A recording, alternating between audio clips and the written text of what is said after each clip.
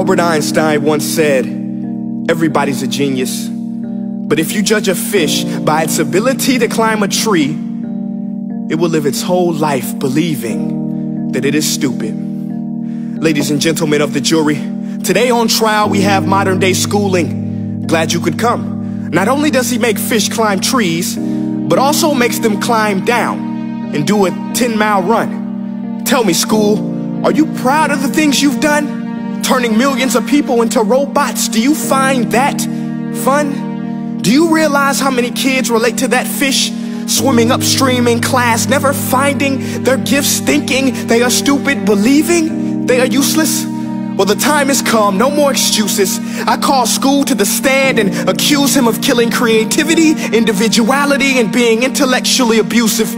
He's an ancient institution that has outlived his usage. So, Your Honor, this concludes my opening statement, and if I may present the evidence of my case, I will prove it. Proceed. Exhibit A. Here's a modern day phone. Recognize it? Here's a phone from 150 years ago. Big difference, right? Stay with me. Here's a car from today, and here's a car from 150 years ago. Big difference, right? Well, get this. Here's a classroom of today, and here's a class we used 150 years ago. Now ain't that a shame? In literally more than a century, nothing has changed. Yet you claim to prepare students for the future? But with evidence like that, I must ask, do you prepare students for the future or the past? I did a background check on you and let the record show that you were made to train people to work in factories, which explains why you put students in straight rows, nice and neat, tell them sit still, raise your hand if you want to speak, give them a short break to eat, and for 8 hours a day tell them what to think. Oh, and make them compete to get an A letter which determines product quality, hence grade A of meat. I get it. Back then, times were different. We all have a past. I myself am no Gandhi. But today, we don't need to make robot zombies. The world has progressed. And now we need people who think creatively, innovatively, critically, independently, with the ability to connect. See, every scientist will tell you that no two brains are the same. And every parent with 2 or more children will confirm that claim. So please explain why you treat students like cookie cutter frames or snapback hats, giving them this one-size-fits-all crap. Watch your language. Sorry, Your Honor, but if a doctor prescribed the exact same medicine to all of his patients, the results will be tragic. So many people would get sick, yet when it comes to school, this is exactly what happens. This educational malpractice, where one teacher stands in front of 20 kids, each one having different strengths, different needs, different gifts, different dreams, and you teach the same thing the same way? That's horrific. Ladies and gentlemen, the defendant should not be acquitted. This may be one of the worst criminal offenses ever to be committed.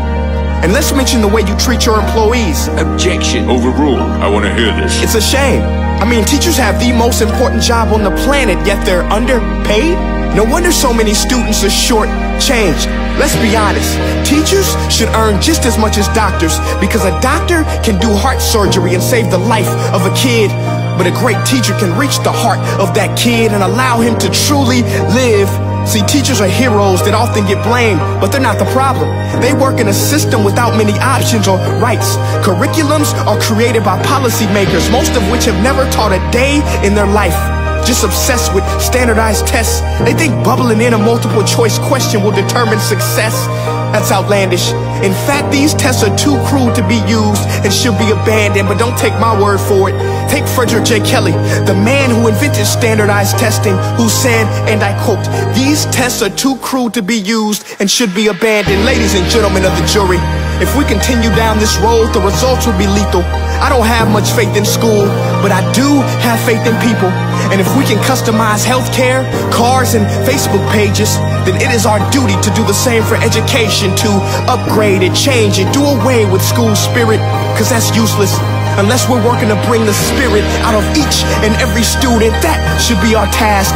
No more Common Core. Instead, let's reach the core of every heart in every class. Sure, math is important, but no more than art or dance. Let's give every gift an equal chance. I know this sounds like a dream, but countries like Finland are doing impressive things.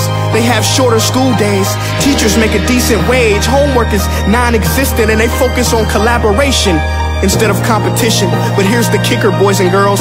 Their educational system outperforms every other country in the world. Other places like Singapore are succeeding rapidly. Schools like Montessori, programs like Khan Academy. There is no single solution, but let's get moving. Because while students may be 20% of our population, they are 100% of our future. So let's attend to their dreams, and there's no telling what we can achieve. This is a world in which I believe, a world where fish are no longer forced to climb trees. I rest my case.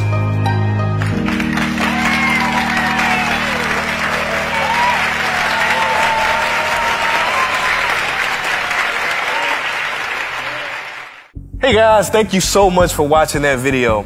Now, if you haven't joined the family yet, this is what I want you to do. I want you to click like on this page and click see first so that you never miss a beat. Now, for more insider information, offers, and just special challenges, go to my website at princeea.com and sign up for my personal email list. And the last thing I want you to do, you listening? Make each breath count. Peace.